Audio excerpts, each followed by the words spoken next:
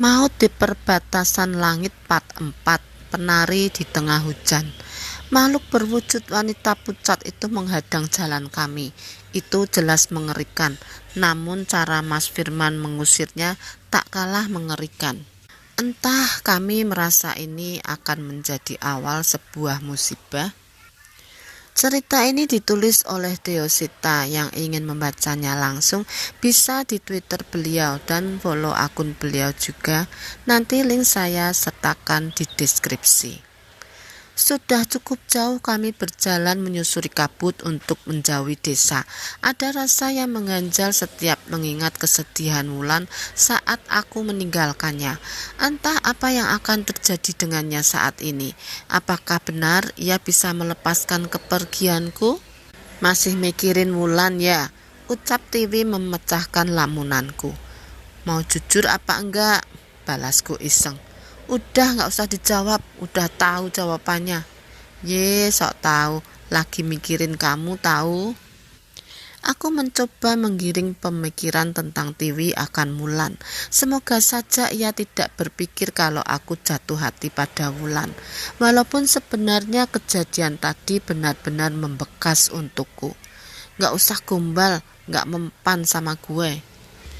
Aku pun tertawa sambil mengacak-ngacak rambut Tiwi untuk membalas omongannya. Ya udah, kalau belum mempan nanti dicoba lagi, balasku. Mas Firman dan yang lain mendengar perbincangan kami sambil berjalan di depan. Mereka lebih pengalaman dalam mendaki dariku, jadi seharusnya mereka mampu untuk mencari jalur yang benar. Wah, ada yang cinlok nih, ledek Mas Firman sambil menoleh ke arah kami. Enggak gitu Mas, ini si Galang aja yang kesurupan demit hidung belang, bantah Tiwi. Hahaha, iya juga gak apa-apa kok.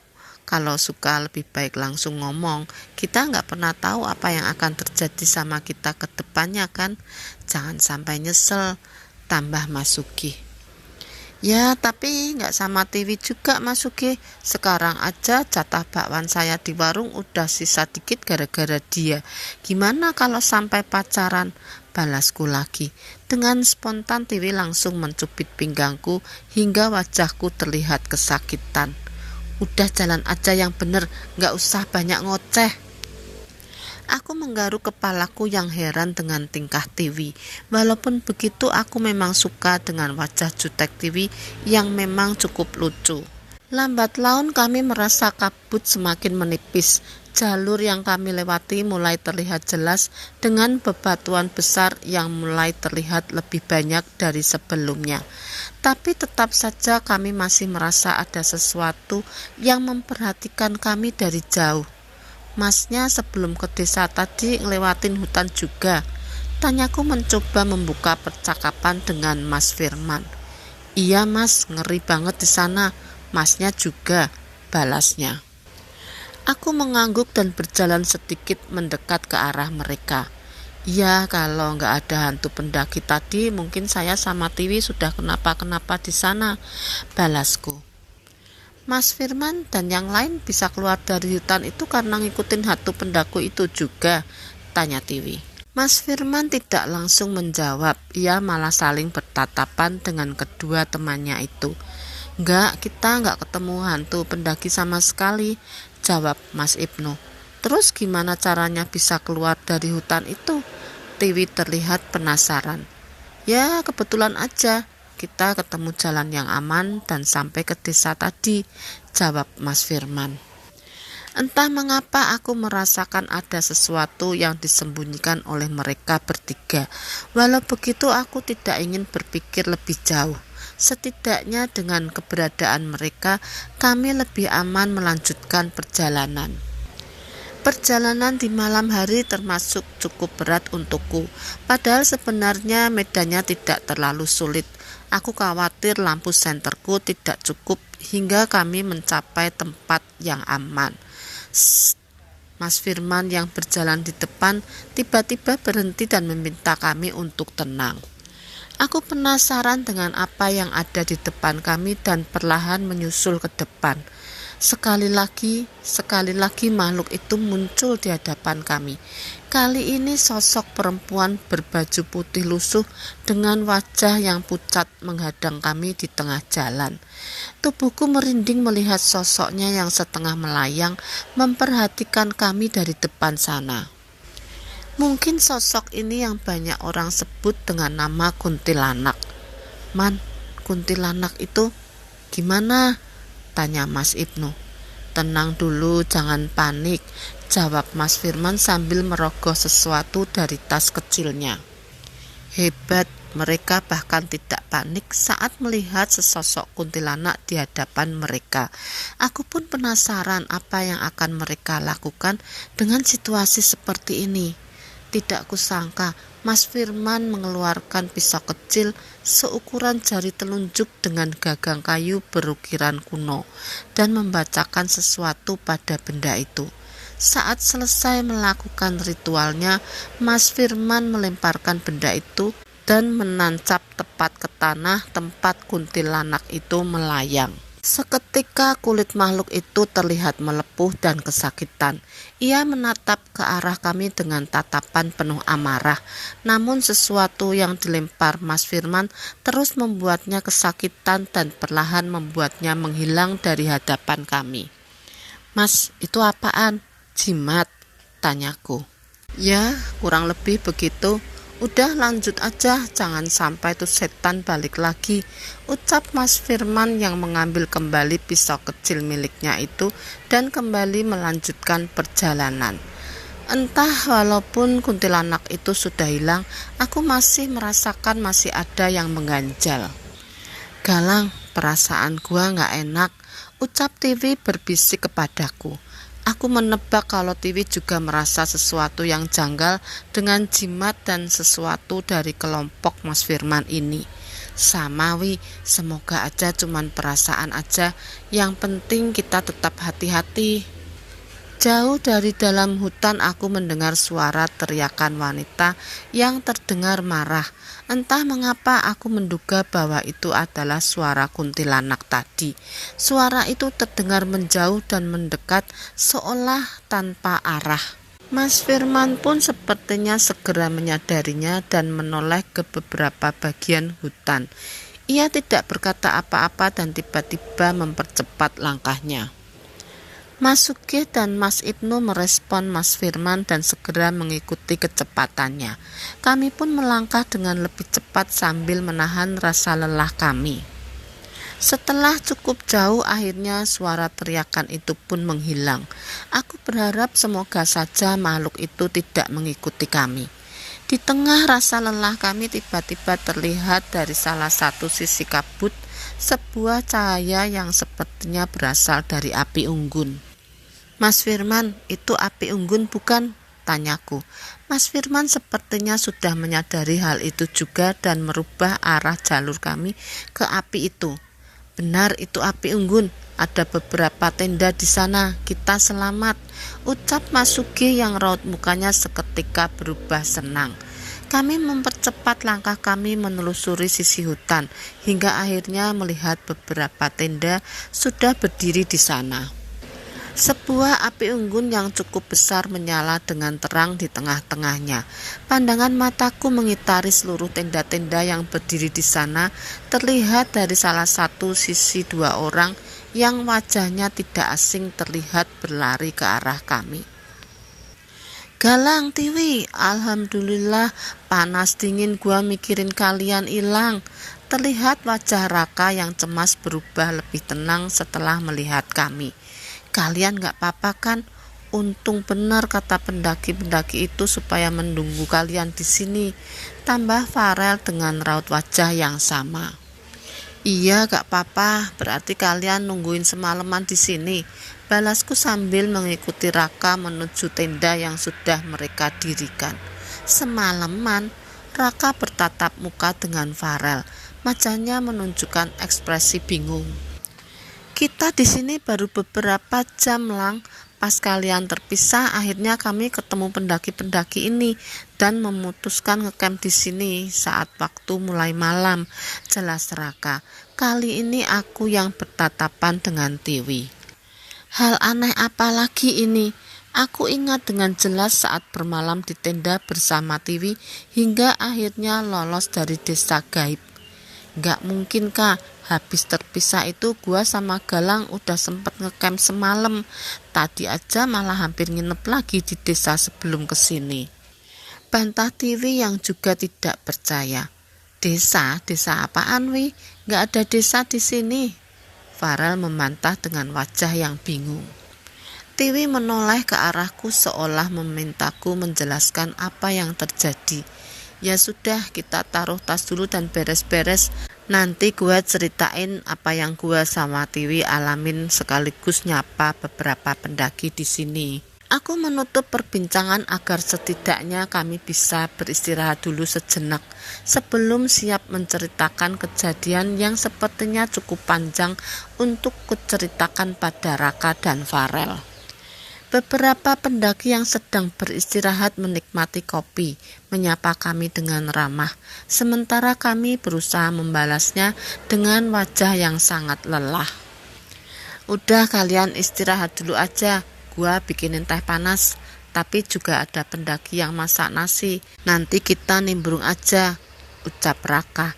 Thank you ya kak, gua beres-beres sebentar, ucapku sambil meletakkan tas ransel di sebelah tas mereka. Akhirnya ya Lang, kita selamat juga, capek gua sama kejadian-kejadian tadi, ucap Tiwi setengah mengeluh sekaligus menghela napas dengan lega. Ya sekarang gua cuma mau rebahan sebentar, terus cari yang anget-anget. Kali ini aku melepas sepatu, jaket, dan peralatan hikingku. Walaupun sedikit dingin, aku merasa lega, seolah terbebas dari beban. Aku membaringkan tubuhku di tenda hijau tua milik rental yang ternyata cukup besar. Mungkin sepertinya tenda ini cukup untuk kami berempat, bila bisa mengatur posisi dibanding harus membuka tenda lagi. Aku menutup mata sebentar sekadar untuk menghilangkan rasa lelahku. Sementara Tiwi masih sibuk dengan perlengkapannya sendiri. Sesekali aku membuka mata. Tanpa sengaja aku melihat Tiwi hanya mengenakan tank top hitam sambil menyiapkan kaos baru yang akan ia kenakan. Sekilas terlihat bentuk tubuhnya menyerupai model-model yang kulihat di majalah-majalah otomotif. Astaga Tiwi, bilang dong kalau mau ganti baju, kan gua bisa keluar dulu, ucapku kaget dan segera membalikkan badan. Sorry Lang, gua kira lu tidur. Wajah Tiwi terlihat memerah dan segera buru-buru mengenakan kaosnya. Saat memastikan Tiwi sudah mengenakan kaosnya, aku memilih untuk keluar dan menghampiri Raka dan Farel yang sudah membuatkan kami teh panas di gelas dari tutup termos. Muka lu kenapa Lang? Merah gitu? Tanya Farel. Aku mencoba mengecek wajahku, sayangnya tidak ada cermin yang bisa menunjukkan wajahku saat ini. Jangan sampai Raka dan Farel tahu kejadian tadi, mereka pasti akan meledekku habis-habisan. Gak tahu, kedinginan kali, jawabku singkat. Aku mengambil gelas berisikan teh hangat itu dan duduk persis di sisi api unggun dengan mengambil jarak dari beberapa pendaki lainnya. Pasti ada kejadian aneh lagi ya Lang, ucap Raka yang ikut duduk di dekatku. Banyak, udah kayak mimpi, gua hampir ngerasa gak bisa balik, jawabku. Jangan ngomong gitu, kalau gua gak ketemu lu kagak tahu bakal gimana gua semalam, ucap Tiwi yang baru saja keluar dan duduk di sampingku sembari mencari kehangatan dari api unggun. Malam itu kami habiskan dengan menceritakan tentang hal yang aku alami bersama Tiwi. Awalnya mereka sedikit meledek saat mengetahui kami sempat bermalam berdua, namun ekspresi mereka berubah saat aku bercerita tentang sosok mengerikan yang melewati tenda kami di malam hari, hingga tersesat di hutan dan berakhir di desa gaib. Aku tidak menceritakan sama sekali tentang Wulan kepada mereka. Aku sangat berharap semoga saja kisah tentang Wulan bisa tertinggal di sana tanpa harus kuceritakan kepada siapapun. pendaki yang datang bareng kita tadi juga tersesat di desa gaib. Mungkin besok sebelum melanjutin perjalanan, kita samperin dulu mereka untuk sekedar pamit, ajakku pada Tiwi. Tiwi mengangguk dan menyeruput tehnya. Sebenarnya dibanding rasa legaku saat sampai di sini, sesuatu yang membuatku lebih tenang adalah melihat Tiwi sudah berada di tempat yang aman. Setelah selesai menceritakan kejadian yang kami alami, kami mulai kembali ngobrol ngalor ngidul seperti biasa. Sumpah keberadaan mereka berdua adalah obat paling ampuh untuk kami yang hampir trauma dengan kejadian yang kami alami. Tenda jadul kayak begitu masih ada yang make ya kak? Di tengah santainya pembicaraan kami, tiba-tiba Tiwi mengomentari tenda yang digunakan oleh Mas Firman dan kawan-kawannya, yang memang terlihat model lama yang harus dibangun secara manual. Cukup lebih merepotkan dibanding tenda lipat yang kami gunakan. Mungkin mereka memang benar-benar pengen mendalami camping yang sebenarnya gak kayak kita yang nyari yang serba praktis, balas Farel. Nasi dan telur dadar itulah menu kami malam ini dengan nasi yang kami dapat dari pendaki lain dan menggoreng telur menggunakan kompor portable yang kami bawa. Semoga saja besok kami sudah bisa sampai puncak dan turun dengan selamat hingga perbekalan kami cukup hingga sampai di base camp. Malam pun semakin larut. Kali ini aku berharap bisa istirahat dengan pulas tanpa ada gangguan dari makhluk-makhluk seperti kemarin. Api unggun perlahan mulai meredup. Kami sempat menawarkan Tiwi untuk mendirikan tenda terpisah, namun ia menolak dengan alasan takut terjadi hal-hal mengerikan lagi. Akhirnya kami pun masuk ke tenda dan mengambil posisi untuk tidur, dengan posisi Tiwi di ujung dibatasi dengan tas. Walaupun sebenarnya aku percaya tidak ada salah satu pun dari kami yang berniat tidak baik pada Tiwi. Tak butuh lama untuk Tiwi hingga tertidur. Aku sedikit melamun memikirkan beberapa kejadian yang kualami. Mungkin apabila ada yang celaka di antara kami, pasti akulah yang paling bersalah. Udahlah, gak usah banyak dipikirin. Banyak doa aja biar perjalanan kita besok lancar, ucap Farel sambil memejamkan matanya. Iya Rel, bener, balasku yang juga segera menutup mata untuk melepaskan lelahku. Suara rintik hujan terdengar di sekitar tenda kami. Di tengah tidurku samar-samar aku mendengar suara dari tempat Tiwi, seolah sedang melakukan sesuatu. Aku merasa seperti ia bergerak mendekat ke arahku. Merasa penasaran, aku pun mencoba membuka mata dan tiba-tiba wajah Tiwi sudah ada di atasku sambil tersenyum. Ia terlihat mengenakan kaos ketatnya dan menatapku seolah ingin memelukku. Saat mengetahui aku terbangun, ia meletakkan telunjuknya di depan bibirnya seolah memintaku untuk tidak berisik. Tiwi, lu ngapain? Tanyaku yang masih tidak tahu harus berbuat apa. Tiwi tersenyum manis dengan sesekali menggodaku dengan tatapan matanya. Bukan Tiwi, aku Wulan. Aku tidak mengerti dengan apa yang Tiwi ucapkan. Jelas ia adalah Tiwi. Tapi sepertinya saat aku melihat senyumannya, seketika aku teringat senyuman Wulan saat ia menari menggodaku di panggung. Galang, bangun Lang, Raka, bangun. Terdengar suara Farel sambil menggoyangkan tubuhku. Seketika aku tersadar sosok Tiwi yang sebelumnya berada di atasku menghilang seolah kejadian tadi hanya mimpi. Aku mengecek posisi Tiwi dan ia masih tertidur dengan posisi sama persis seperti saat tadi. Apaan itu Lang?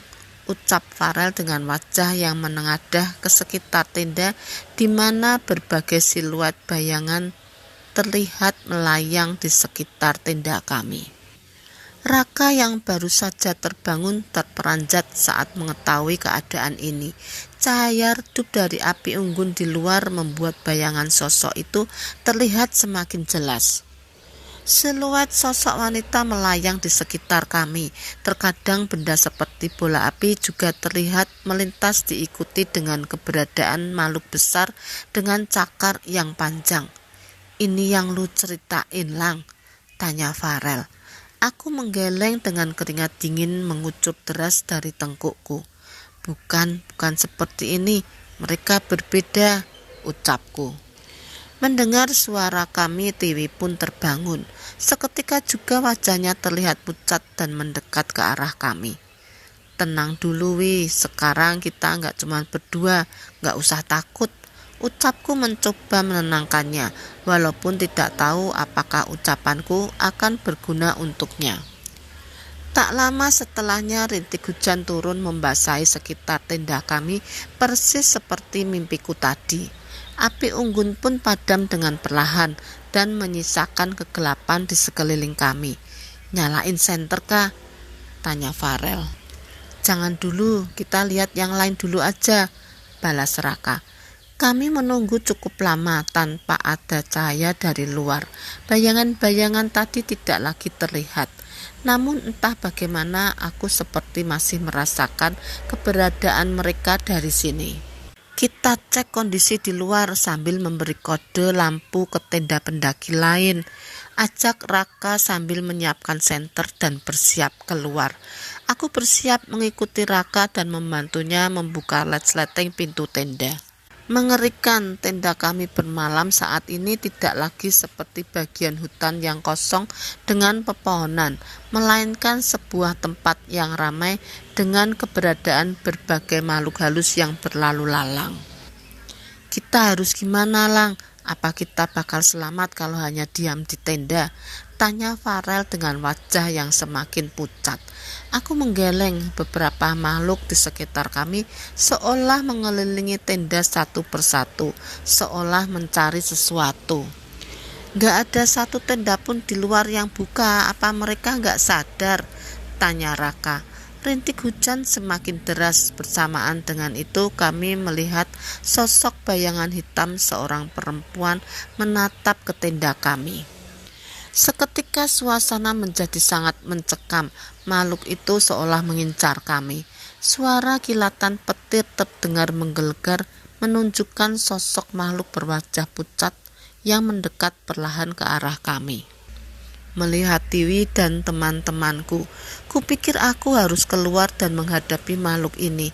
Entah apa resiko yang akan terjadi.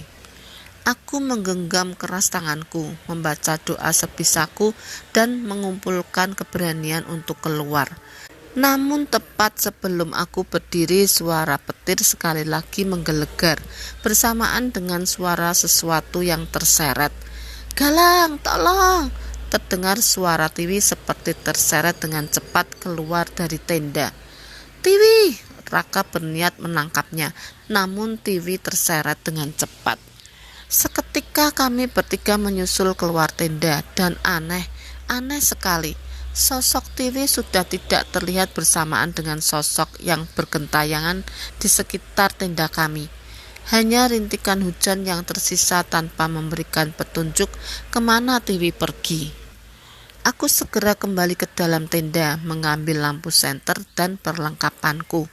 Raka yang melihatku spontan saja menahanku. "Mau kemana, Lang? Bahaya pergi sendiri," tanya Raka. "Gua gak bisa ninggalin Tiwi," ucapku. Aku merasa kali ini wajahku terlihat emosi. "Lu gak lihat makhluk apa aja tadi?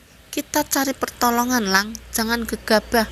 Farel terlihat khawatir denganku, namun sepertinya aku tidak peduli. "Oke, kalau lu maksa, kita cari bareng. Jangan sampai ada yang terpisah lagi di antara kita," ucap Raka tanpa melepaskan tangannya dari lenganku. Untuk kali ini aku setuju. Tubuhku sudah bergetar membayangkan apa yang akan terjadi pada Tiwi di luar sana bersama makhluk-makhluk itu. Satu hal yang kujanjikan dalam hati, saat aku berhasil menemukan Tiwi lagi, Tidak akan lagi kubiarkan dia terpisah atau celaka lebih jauh dari ini.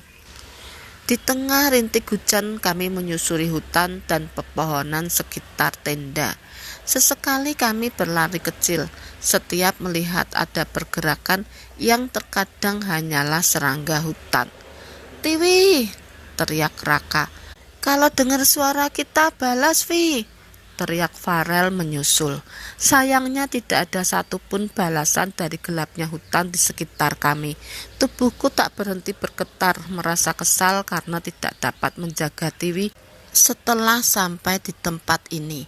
Berkali-kali kami mengelilingi hutan di sekitar, namun hanya jurang dan jalur yang tidak kami kenal yang kami temui.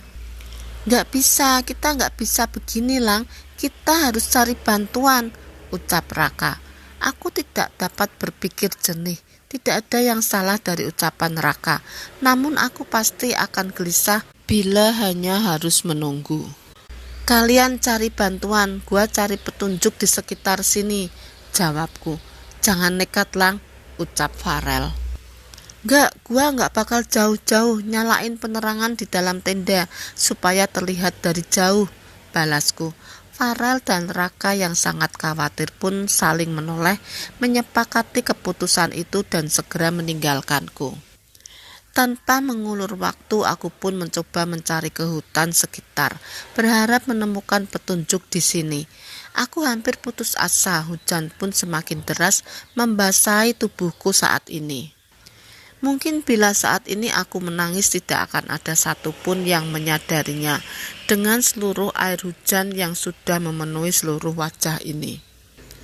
"Tiwi, lu harus selamat," harapku dalam hati. Perlahan cahaya kilatan petir menerangi sekitar hutan, disusul dengan suara menggelegar. Sekilas terlihat sosok seseorang berdiri cukup jauh di tengah-tengah hutan di hadapanku. Aku mengarahkan senterku ke sana. Di antara pepohonan yang tinggi, seseorang berdiri terpatung di tengah derasnya hujan. "Tiwi." Aku berusaha memastikan apakah seseorang yang berdiri di sana memanglah Tiwi. Dengan mempercepat langkah, aku menghampiri sosok itu dan semakin jelas bahwa wanita yang berdiri di tengah hujan itu adalah Tiwi. "Lang, dingin, Lang."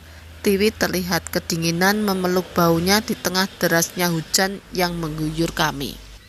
"Astaga Tiwi, kenapa lu malah hujan-hujanan di sini?" ucapku sambil mencopoti jaketku dan bersiap memasangkannya pada bahu Tiwi. Namun yang terjadi benar-benar sesuatu yang tak pernah kupikirkan. Seketika Tiwi menyandarkan tubuhnya ke dadaku. "Dingin, Lang, peluk gua," ucap Tiwi. Aku mulai tidak tahu harus berbuat apa. Yang ku tahu saat ini Tiwi kedinginan dan sebisa mungkin aku ingin membuatnya hangat. Saat ini tubuh Tiwi berada di pelukanku. Sekilas aku melihat senyuman di bibirnya, seolah merasa nyaman. Ia membalas pelukanku dengan melingkarkan tangannya di pinggangku. Ini kedua kalinya aku bisa sedekat ini dengan Tiwi setelah di tenda kemarin. Ingin rasanya menghentikan waktu hingga aku bisa memeluknya lebih lama. Namun akal sehatku menghentikanku untuk segera mengajak kembali ke dalam tenda. "Wih, kita balik ke tenda, yang lain pasti khawatir," ucapku. Tiwi tidak melepas pelukanku, sebaliknya ia hanya menggeleng dengan wajah yang masih menempel di dadaku. "Gak mau, gua mau begini terus," ucap Tiwi dengan nada yang manja yang jarang sekali ku dengar. Raut muka bingung terpampang di wajahku, namun sekali lagi akal sehatku membuatku melepas pelukanku dari Tiwi. "Sudah Wih, kita kembali," ucapku sambil menarik tangan Tiwi. Namun sayangnya Tiwi tetap bertahan di tempat dan tidak mau meninggalkan tempat itu. Aku kembali menoleh ke arah Tiwi. Kali ini wajahnya terlihat kesal, jauh berbeda dari biasanya. "Kenapa, Lang? Bukannya kamu suka sama Tiwi?" ucapnya. "Maksud lo apa sih, Wi?" Tiwi melepaskan jaketku dan menjatuhkannya ke tanah.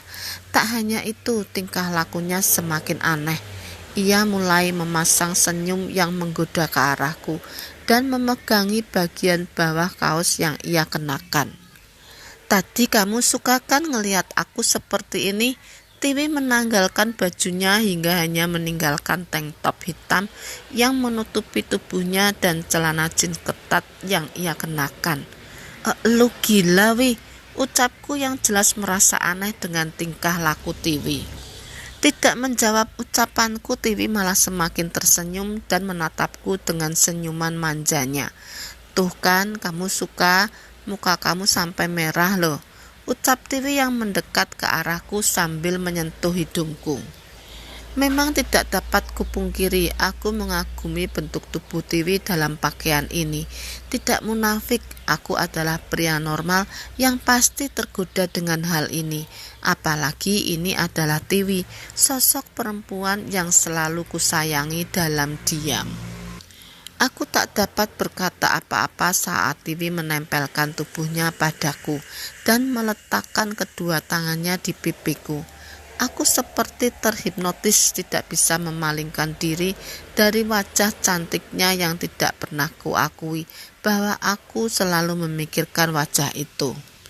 Tanpa terasa di tengah derasnya hujan, Tiwi mulai berjinjit dan menempelkan bibirnya ke bibirku. Hujan saat itu hampir tidak terasa saat bibir kami saling bertautan. Tangan Tiwi kembali melingkar di pinggangku dengan tanganku yang mulai membalas pelukannya dengan mengusap rambut Tiwi sembari terus menikmati rintikan hujan itu.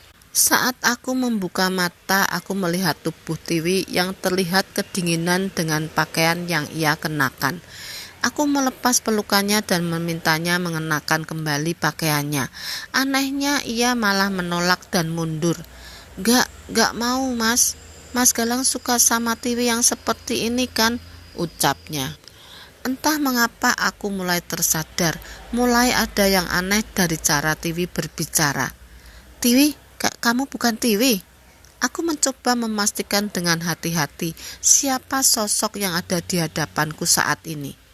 "Akhirnya mas sadar," ucapnya sambil tersenyum. "Ini Wulan mas." Ucapan itu membuatku bingung, namun aku ingat sekali senyuman yang dilemparkan kepadaku itu. Itu adalah senyuman Wulan yang sama sekali tidak bisa kulupakan. "Wulan, kamu apakan Tiwi?" tanyaku. "Wanita ini kan yang Mas Galang suka. Mulai saat ini Wulan mau jadi Tiwi, biar Mas Galang terus merhatiin Wulan," ucapnya dengan bangga. Saat itu seketika air mata menetes di mataku karena ketertarikan Wulan padaku. Ia sampai tega merasuki Tiwi yang sudah pasti akan membahayakan nyawanya. "Sudah Wulan, hentikan, kasihan Tiwi," ucapku. Mendengar ucapanku, wajah Wulan berubah, mulai kehilangan senyumannya. "Kenapa mas? Wulan sudah seperti yang Mas Galang mau. Kalau Mas Galang gak mau tinggal di sini, Wulan bisa ikut Mas Galang," ucapnya. Gak bisa Wulan. "Iya, aku mencintai Tiwi, tapi Tiwi dengan seluruh kelebihan dan kekurangannya. Sikapnya bawel, rusuhnya, rakusnya, dan tingkah lucunya yang gak bisa aku lupain," balasku. Wajah Wulan terlihat kecewa, seolah mulai terlihat marah. Dia gak mencintai Mas Galang.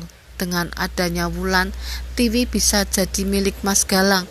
Wulan masih mencoba membujukku. Aku menggeleng dan mencoba menjelaskan bagaimana perasaanku sebenarnya. "Mas gak peduli." Mataku mulai berkaca-kaca. "Mas gak peduli apa Tiwi juga sayang sama Mas atau enggak? Melihat Tiwi senang, melihat Tiwi bawel, melihat dia gak sakit, Mas sudah senang. Mas memang selalu berharap semoga seseorang yang mendampinginya adalah orang yang memang pantas." Kali ini mata Wulan ikut berkaca-kaca, namun sepertinya emosinya mulai tersulut. Ia mulai menangis dan menatapku dengan kesal. "Kalau Mas gak mau sama Wulan, lebih baik perempuan ini juga mati." Seketika aku panik dan segera mendekat ke arahnya. Spontan aku memeluk tubuh Tiwi. "Jangan Wulan, jangan, Mas mohon, jangan sakiti Tiwi, ucapku dengan tubuh yang gemetar, takut dengan apa yang akan dilakukan Wulan pada Tiwi. Seketika tubuh Tiwi terkulai lemas dan terlihat sosok Wulan berdiri tak jauh dariku. Ia masih mengenakan pakaian penari, namun sedikit lebih lusuh dan riasan yang terlihat lebih dewasa. Suara gamelan kembali terdengar. Di belakangnya berdatangan sosok-sosok makhluk halus penunggu hutan ini, yang seolah bersiap menunggu perintah Wulan. Aku menatap sekitar hutan ini. Berbagai pocong, roh gentayangan, dan beberapa hewan berwujud aneh sudah menatap kami dengan wajah yang mengerikan. Seketika mata Tiwi yang sedang tidak sadar terbuka dan melotot dengan mengerikan. Tubuhnya seolah bergetar kesakitan menahan sesuatu. "Hentikan Wulan, jangan sakiti Tiwi," ucapku. "Sudah terlambat, Mas, mereka akan merasuki tubuh Tiwi hingga ia tidak lagi bisa bernapas," ucapnya dengan wajah penuh dendam. Aku menangis sejadi-jadinya sambil memeluk Tiwi yang tak terlihat tersiksa. Baik Wulan, Mas ikuti maumu, tapi tolong jangan sakiti Tiwi." Tak ada pilihan lain, aku tak ingin Tiwi menderita lebih dari ini. Saat itu juga raut wajah Wulan berubah drastis. "Benar, Mas mau sama Wulan," ucapnya sambil tersenyum. Aku mengangguk. Kali ini tidak akan kubiarkan lagi ada yang terluka karena keputusanku. Wulan menjulurkan tangannya memintaku menghampirinya. Aku pun membaringkan Tiwi di tanah dan menyelimutinya dengan jaketku dan segera menghampiri Wulan. Saat itu juga Wulan memelukku sambil tersenyum, seperti seorang anak kecil yang mendapatkan apa yang diinginkannya. Aku melihat tubuh Tiwi mulai tenang dan sosok makhluk di sekitar Wulan mulai menjauh. Melihat hal itu, aku pun membalas pelukannya, berharap semoga ini adalah pilihan yang terbaik. Cukup lama Wulan memelukku, namun lambat laun ekspresinya berubah dan melepaskan tubuhku. Ini gak sama," ucapnya. "Ini gak sama seperti saat Mas Galang meluk Wulan kemarin. Ini gak sama seperti saat tadi Mas meluk Tiwi tadi." Aku tidak mengerti dengan apa yang ia maksud. "Mas gak sayang sama Wulan?" tanyanya. "Mas sayang," jawabku. Wulan menggeleng, wajahnya terlihat sedih. "Ini gak adil," ucapnya. Aku mulai mengerti apa yang ia maksud. Rupanya ia merasakan rasa yang berbeda saat aku menjadi miliknya dengan paksaan.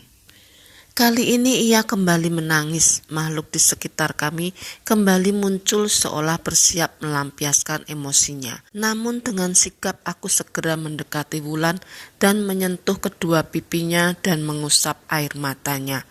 "Wulan, apa kamu tahu? Sebelum Mas mulai mencintai Tiwi, Mas sudah lebih dulu mencintai tempat ini, 2.910 meter di atas permukaan laut, Merapi," ucapku. Tapi Wulan tahu, saat ini Mas semakin mencintai tempat ini, walaupun setelah semua kejadian yang Mas alami.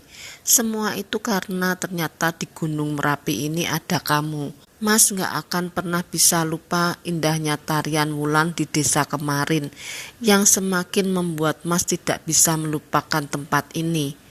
Wulan mengusap air matanya kembali.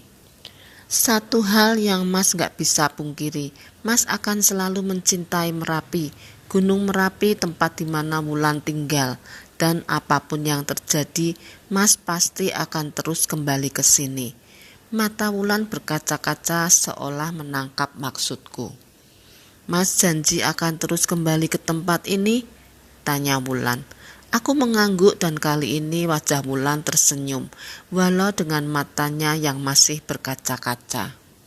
"Kalau begitu Wulan akan terus menjaga tempat ini supaya Mas Galang gak bosan untuk kesini." Kali ini senyum Wulan terlihat tulus.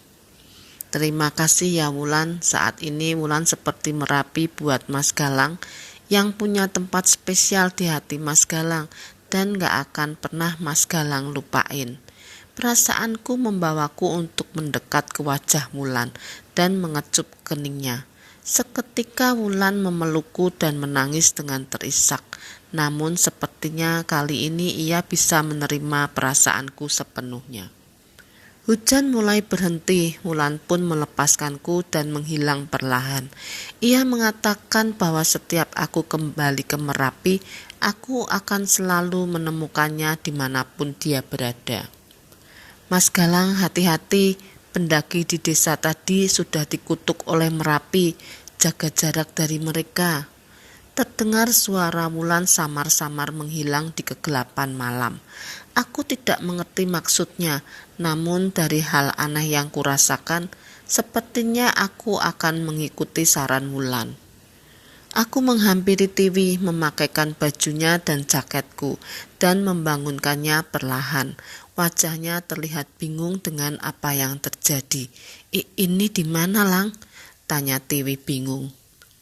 Gak jauh dari tenda, gua ceritain nanti. Yang penting kita balik ke tenda dulu, jawabku. Tiwi berdiri dan memegangi kepalanya. Walaupun begitu, ia tetap berjalan mengikuti arahanku. Tadi gua kesurupan ya? Tanya Tiwi. Aku mengangguk, namun aku tidak menjelaskan lebih panjang. Hingga akhirnya tiba lagi di tempat kami seharusnya beristirahat. Akhirnya kami melihat keberadaan Raka dan Farel yang sedari tadi tidak kunjung menyusul kami. Ada yang aneh di sana, bukannya meminta pertolongan, sebaliknya Raka dan Farel malah terlihat mencoba memberikan pertolongan pada beberapa pendaki yang ada di sana. Wih, ada yang gak beres di sana, ayo cepetan, ajakku pada Tiwi. Tiwi mengangguk, namun sebentar ia berhenti dan menahan tanganku seolah ingin mengatakan sesuatu. Lang, gua ingat semua yang terjadi waktu kesurupan tadi. Semuanya sampai ke setiap kata yang lu omongin, ucap Tiwi sambil setengah tersenyum. Seketika wajahku merah padam, belum pernah aku merasa semalu ini, hingga tidak tahu caranya untuk bertingkah. Galang, cepat kesini, darurat, panggil Raka dari arah tenda. Iya, gua kesana. Tiwi menjawab panggilan Raka lebih dulu dan berlari meninggalkanku di tengah rasa canggungku.